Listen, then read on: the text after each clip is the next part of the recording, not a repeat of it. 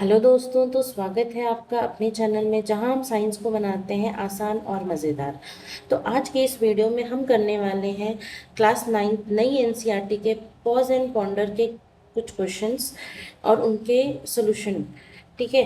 तो आगे बढ़ने से पहले मैं आपसे ये पूछना चाहूँगी, क्या आपने कभी सोचा है कि पौधों में सेल वॉल क्यों होती है और एनिमल्स में नहीं होती, या फिर पोटैटो से ऑस्मोसिस कैसे समझ आता है, और क्या सफ़ेद फूलों में सच में कोई पिगमेंट नहीं होता है। तो आज हम क्लास नाइन्थ साइंस के पॉज एंड पॉन्डर क्वेश्चन को बहुत आसान और मज़ेदार तरीके से समझने वाले हैं। तो वीडियो को आखिर आखिर तक ज़रूर देखिए, क्योंकि यहाँ कॉन्सेप्ट होंगे एकदम क्रिस्टल क्लियर। तो आइए चलते हैं अपने पहले क्वेश्चन की तरफ, जहाँ पे पहला क्वेश्चन हमसे क्या पूछा है।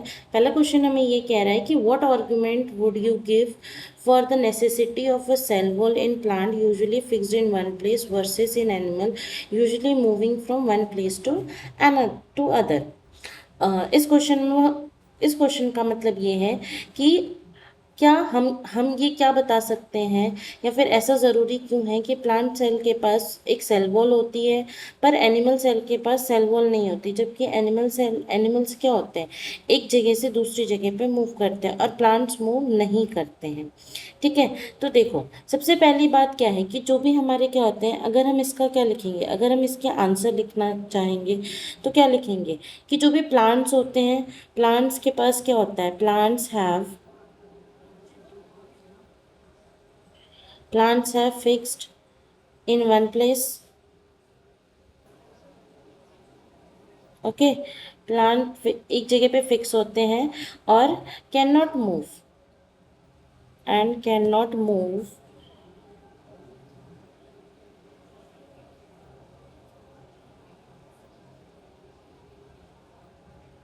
To protect themselves from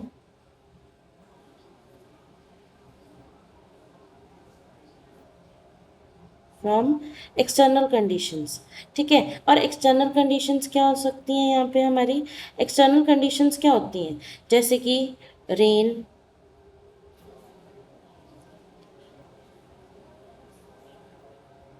thunder storms, etcetera. ये सारी क्या है, एक्सटर्नल कंडीशंस है। ठीक है। थंडर स्टॉर्म्स, और भी और भी हम और एग्जांपल्स हम क्या दे सकते हैं, हीट। ठीक है। High pressure.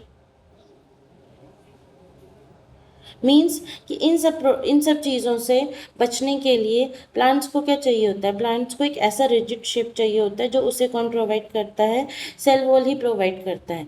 क्योंकि अगर हम क्या करते हैं, एनिमल्स, अगर बारिश होती है, कुछ होता है, तो एनिमल्स क्या करते हैं, एक सेफ प्लेस पे चले जाते हैं। पर प्लांट्स क्योंकि मूव नहीं कर सकते, वो एक ही जगह पे फिक्स होते हैं, इसलिए उनको क्या चाहिए, खुद के प्रोटेक्शन के लिए एक सेल वॉल चाहिए होती है।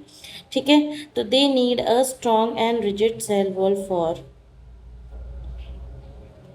फॉर किस लिए चाहिए होती है, number one, support.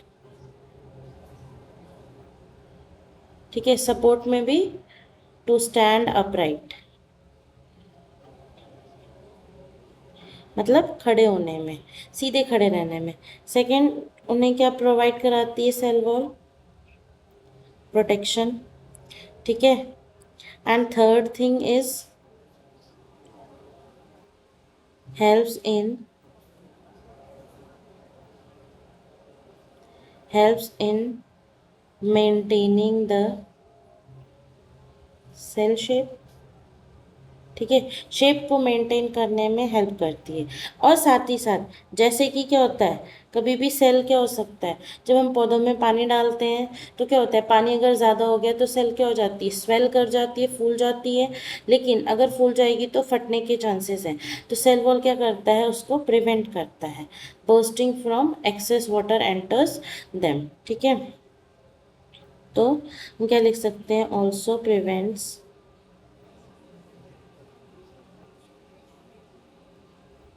cell from bursting when excess water enters them. ठीक है, जब भी ज़्यादा पानी चला जाता है। ठीक है, एंड सेकेंड पार्ट इस क्वेश्चन का क्या है कि एनिमल्स मूव करते हैं from one place to other place, like तो एनिमल्स मूव करते हैं तो उनके मूवमेंट के लिए क्या होना चाहिए, their cell needs to be flexible.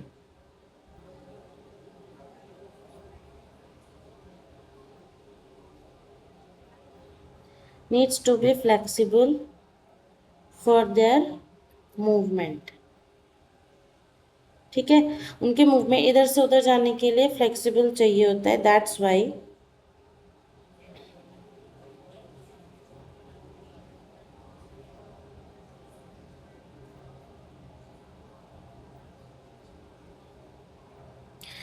Y animal cell do not have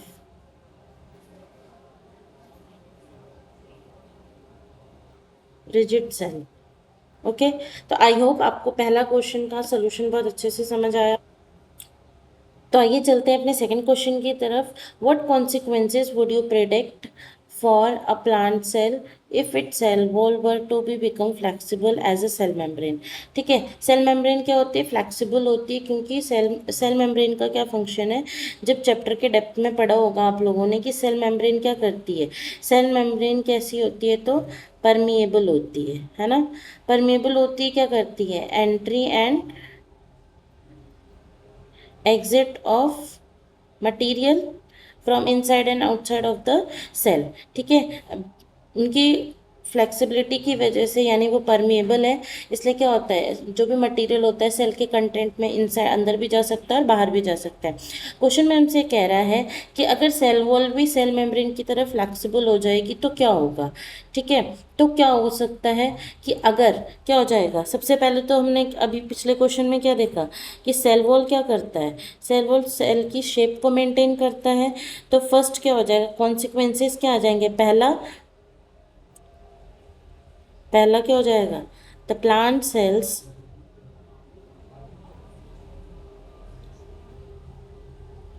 would lose their fixed shape, है ना, क्योंकि क्योंकि सेल वॉल क्या करता है, एक फिक्स शेप देने को देता है। सेकेंड थिंग हमने क्या पढ़ा था कि प्रोटेक्ट इट फ्रॉम बर्स्टिंग। ठीक है, तो जब जब सेल वॉल नहीं होगा तो cell could burst easily.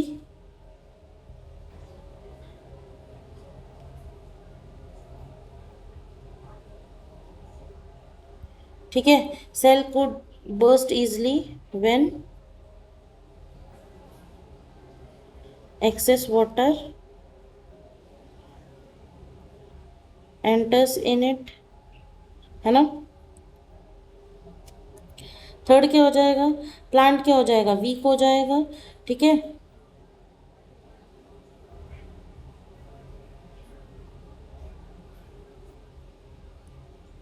Plant cell नहीं, सिर्फ हम यहाँ पे प्लांट लिखेंगे।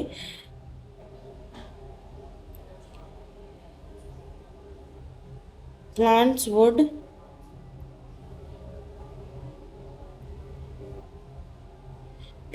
become weak and unable to stand upright, है ना। मान लो ये हमारा प्लांट है इस तरीके से,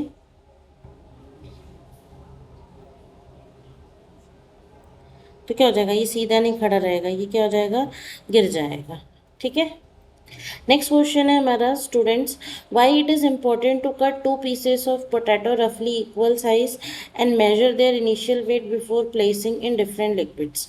ठीक है, तो आई होप आपको इस क्वेश्चन से पहले आप एक टॉपिक पढ़ के आए होंगे, जिस टॉपिक का नाम क्या है, ऑस्मोसिस। ठीक है, आपने ऑस्मोसिस पढ़ा होगा, जिसमें क्या होता है हमारा फ्लो ऑफ लिक्विड। ठीक है, फ्लो ऑफ लिक्विड, या फिर क्या होता है solvent, high concentration to its low concentration. ठीक है, high concentration to its low concentration. ठीक, तो क्या कह रहा है, जब भी हम उसको क्या कर रहे हैं, हमें ये एक एक्सपेरिमेंट बेस्ड क्वेश्चन है। ठीक है, जहाँ पे हमें क्या करना है कि हमें आलू के एक पोटैटो लेना है जिसके दो इक्वल साइज़ का करना है, हमें कट कर देना है। और उसको कह रहा है कि हमें मेजर करना ज़रूरी क्यों है, उसको वे करना ज़रूरी इसलिए है क्योंकि जब हम उसे क्या करेंगे, जिससे क्या हो सकता है, हमारा जो एक्सपेरिमेंट है ना, रीजंस क्या हो सकते हैं हमारे, कि द एक्सपेरिमेंट रिमेन्स फेयर, है ना।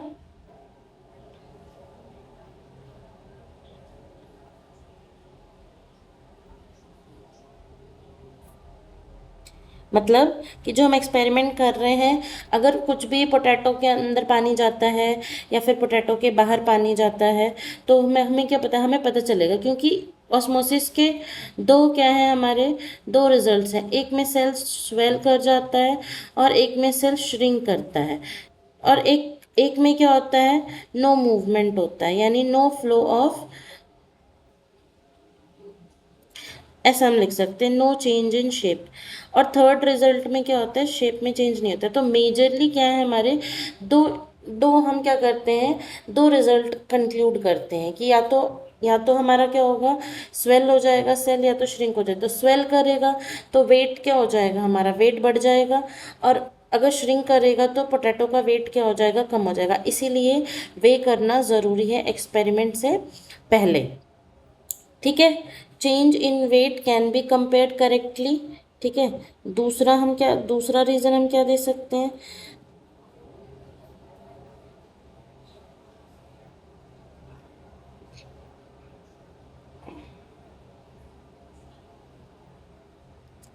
Change in weight can be compared correctly. ठीक है, जो भी वेट में चेंजेस आए हैं, कम हुआ है या ज़्यादा हुआ है। ठीक है, और थर्ड थर्ड क्या हो सकता है, हम अच्छे से इफेक्ट देख सकते हैं, है ना। Effect of osmosis can be observe accurately, है ना, एकदम क्लियर कट हम उसको क्या कर सकते हैं, इसलिए हमें the result may not be correct because if the sizes are different. ठीक है, और इक्वल साइज क्यों होना चाहिए,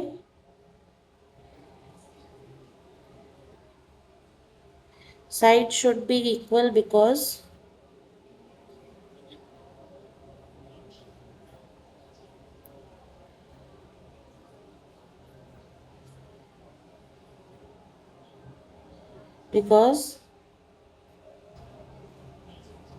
लार्जर साइज एब्जॉर्ब और लूज मोर वाटर। ठीक है, इसलिए साइज बराबर होना चाहिए, तभी हमारा एक्सपेरिमेंट क्या हो जाएगा, फेयर होगा। आइए बढ़ते हैं अपने अगले क्वेश्चन की तरफ। जिस क्वेश्चन में हमसे क्या पूछा जा रहा है कि do white flowers contain any pigment. Like हमने पढ़ा होगा कि हमारे पास क्या होते हैं, प्लास्टिड्स होते हैं। ठीक है, प्लास्टिड्स क्या करते हैं, कलर कंट्रोल करते हैं, है ना, कलर कंट्रोल करते हैं इन फ्रूट्स, फ्लावर्स एंड लीव्स। ठीक है, थ्योरी की क्लास में आप लोगों ने पढ़ा होगा, दो तीन तरीके के प्लास्टिड होते हैं, क्लोरोप्लास्ट, क्रोमोप्लास्ट एंड थर्ड होता है हमारा ल्यूकोप्लास्ट। राइट। ठीक है, क्लोरोप्लास्ट के पास क्या होता है, क्लोरोफिल, जो क्या होता है हमारा ग्रीन पिगमेंट। जनरली ये किसको देता है, तो लीव्स को।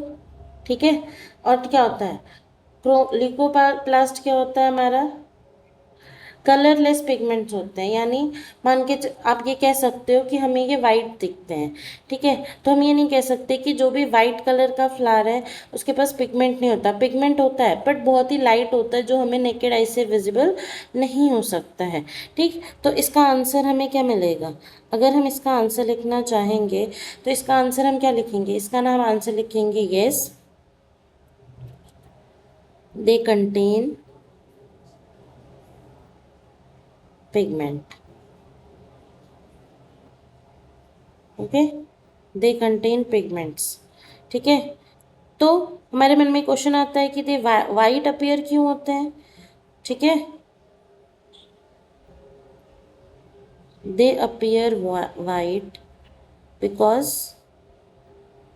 वाइट क्यों अपीयर होते हैं, क्यों, क्योंकि वो सारी लाइट, किसी भी लाइट को वो एब्जॉर्ब नहीं करते, हमें वही लाइट दिखाई देती है जो कोई भी ऑब्जेक्ट या कोई भी प्लांट एब्जॉर्ब कर लेता है, ठीक है। तो क्योंकि हमें ये वाइट ही दिखाई देते हैं बिकॉज, क्योंकि वो सारी लाइट्स को रिफ्लेक्ट कर देते हैं, दे reflect all colours of light, ठीक है, पहला रीज़न। दूसरा, दे में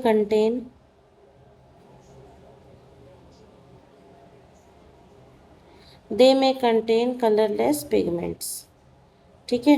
पिगमेंट्स कैसे होते हैं उनके, तो कलरलेस होते हैं, इसलिए सम वाइट फ्लावर्स में ऑल्सो है पिगमेंट इन वेरी, ठीक है। तो हम रिजल्ट क्या बोल सकते हैं कि some white flowers also have pigments, also have pigments in very small amount